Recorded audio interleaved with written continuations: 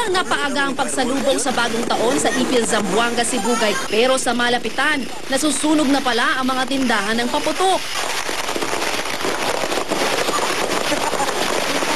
Halos kalahating oras nagtagal ang sunog na sumiklabraw matapos may mag-testing ng kwitis.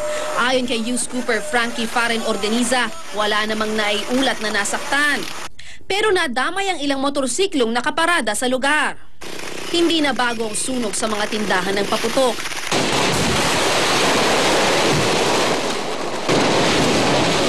Pinakatumatak na marahil sa ating kamalayan ang nangyari sa Bukawi, Bulacan sa mismong besperas ng taong 2008. Halos magka-stampede ng magtakbuhan ng mga tao papalayo sa mga pagsabog. 7 ang sugatan sa insidente at ang tinuturong mitsa ng sunog, isang nakasinding sigarilyo. Noon pa man, bago pa ang trahedya sa Bukawi, may mga regulasyon nang ipinapatupad ang Bukawi Fire Department. Dapat konkreto ang tindahan, may 2 fire extinguisher at drum ng tubig. Maigpit ding ipinagbabawal ang paninigarilyo at testing ng paputok at dapat di hihigit sa 50 kilo ay binibentang mga paputok. Para sa unang balita, Lala Roque reporting. Samantalang ambulance accident sa Skyway kahapon kung saan 3 ang namatay, patuloy na iniimbestigahan. Kabilang sa mga nasawi ang sakay nitong pasyente na kinilalang si Felix Soler Jr., ang kanyang misis pati na ang presidente ng isang employees union na nagpahiram sa kanila ng ambulansya. Batay sa inisyal na investigasyon ng Skyway Police, sumalpok ang ambulansya sa concrete divider, bumaliktad at pagkatapos ay tumama sa toll booth. Mabilis daw ang takbo ng ambulansya. Agad namang sumaklolo sa aksidente ang rescue team ng Skyway at dinala sa ospital ang mga biktima. Sugatan naman ang 2 anak ng nasawing pasyente, driver ng ambulansya at ang teller ng nabanggang toll booth.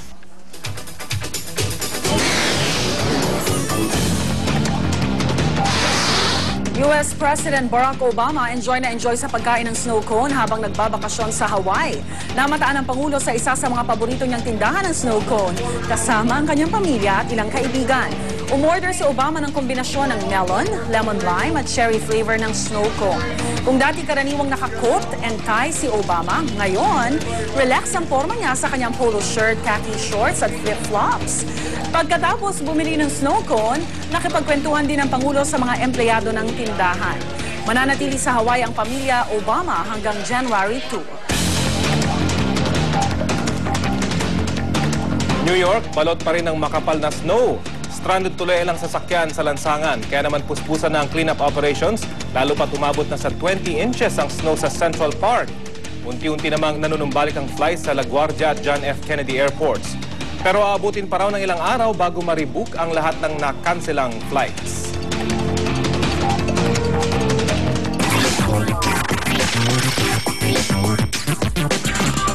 Makibalita na tayo sa latest sa showbiz. Narito na si Luan D. Luan? Thanks, Rafi. Ilang Kapuso stars may kanya-kanya niyang New Year's resolution para sa 2011. Ano kaya ang nais nilang baguhin sa kanilang mga sarili for next year? Ayoko maging antukin.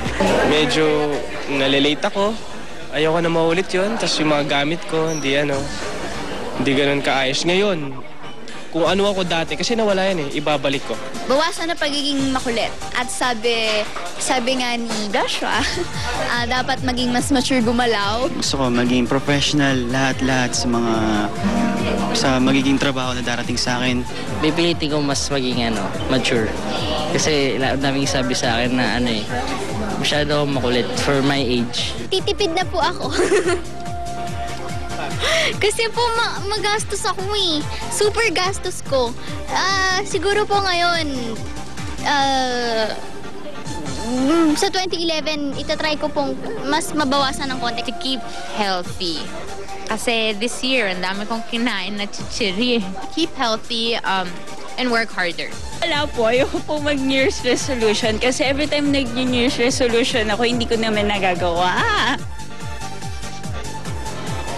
Singer-songwriter na si Alanis Morissette, isa ng ganap na mommy. Eksaktong Christmas Day nang ipanganak ni Alanis ang kanyang first child na pinangalanan niyang Ever Imer Morissette Treadway. Parehong healthy sina mommy at baby. Kaya naman sobrang happy ng hobby ni Alanis sa si Mario Soul I Treadway. Unang bugso pa lang yan ang unang chika mga kapuso. Balik muna tayo kay Rafi.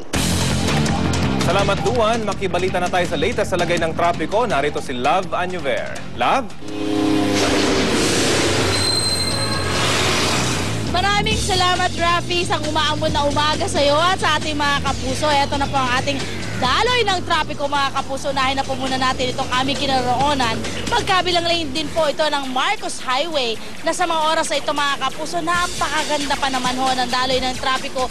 Yan po yung nasa upper left, ha? Yung video na nasa upper left. Kayo man ho patungo ng Aurora or patungo po kayo ng Antipolo area, wala ho kayong po problemahin. Sa kanang bahagi naman po niyan sa itaas ay ang EDSA Balintawak na sa mga oras na ito, mga kapuso, ang kaliwang bahagi patungo ng Makati ay napakabigat na or nagkakaroon na ng build-up. Sa mga oras na ito, mga patungo naman ng monumento, napakaluwag naman. Sa iba pang bahagi naman po ng EDSA Balintawak ay ang EDSA Ortigas. Makikita ho natin yan ang magkabilang lane. Ang kaliwa ho ay patungo ng monumento at ang kanan naman ay patungo ng Makati area. Kakikitaan naman ho ng maayos na daloy ng trapiko. Sa EDSA Kamuning, sa left, sa ibaba naman po ng inyong mga monitor ang EDSA Kamuning.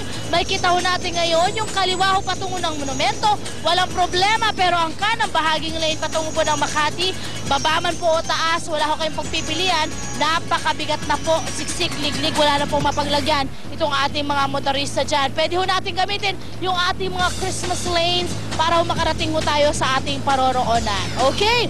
Para naman po sa mga mananakay ng LRT, mga kapuso, na kung meron po silang bagong polisiyang pinapatupad, ito po yung no inspection, no entry policy. Naka-heightened alert po itong kanilang security dito sa mga LRT station. At dito nga po sa Santolan Station, bukod po sa manual checking, social na sila ngayon, gumagamit po sila ng X-ray machine. Binubuksan po nila lahat, maging ang regalo o yung pong mga nakakahon. Bawal din hong magpasok ng anumang klaseng paputok. At kung meron po kayong mga deadly weapon na dinadala, kino-confiscate po nila ito at itino-turn over sa mga pulis. At sa inyong seguridad naman, araw-araw ho, meron pong 30 K9 na umiikot sa lahat po ng LRT station. Kaya payo po ng pamunuan ng LRTA ay wag na tayo muna magdadala ng regalo. Kung hindi man, wag muna natin tayo magbabalot ng ating mga regalo dahil bubuksan din po yan. At syempre yung po mga legal na paputok, kahit legal pala, pagkaman yan, gumamit na lang daw po tayo ng ibang transportasyon. Okay, para naman po sa ating mga operasyon ngayong holiday sa LRT, ang LRT Line 1 sa December 31, Friday po yan. Ang Baclaran to Roosevelt ay 5 a.m. to 7 p.m. Ang Roosevelt to Baclaran ay 5 a.m. to 7:30 p.m. At ang LRT Line 2, December 31 po yan, sa Biyernes din po. Ang Santolan Recto ay 5 a.m. to 7:30 p.m. At ang Recto Santolan ay 5 a.m. to 8 p.m. May coding tayo ngayong araw. Mga plaka hong nagtatapos sa numbers 5 and 6. At syempre, expect na rin po magkaroon ng konting problema dyan po sa may area ng Baclaran sa Baclaran Church. Dahil pag nagsapo ngayon ng ating mga deboto dyan sa area na yan. At dyan po muna ang aking update sa ating mga kasada sa Metro Manila. Ako pa rin pa nag-isang Reyna ng Kasada. Love you, Bear! Smile naman dyan and everything. Rafi, balik sa'yo. Salamat, Love! At ang hirit namin mamaya, DILG nananawagan sa mga LGU na magkaroon ng common firecracker areas. Bagong taon. Narito po kami upang ay naway makaiwan tayo. At silipin ang mga kakaibang obra sa taon ng Ice Sculpture Festival sa Germany. Samantala, samahan natin sina Lynn, Suzy at ang delikadong si Piccolo.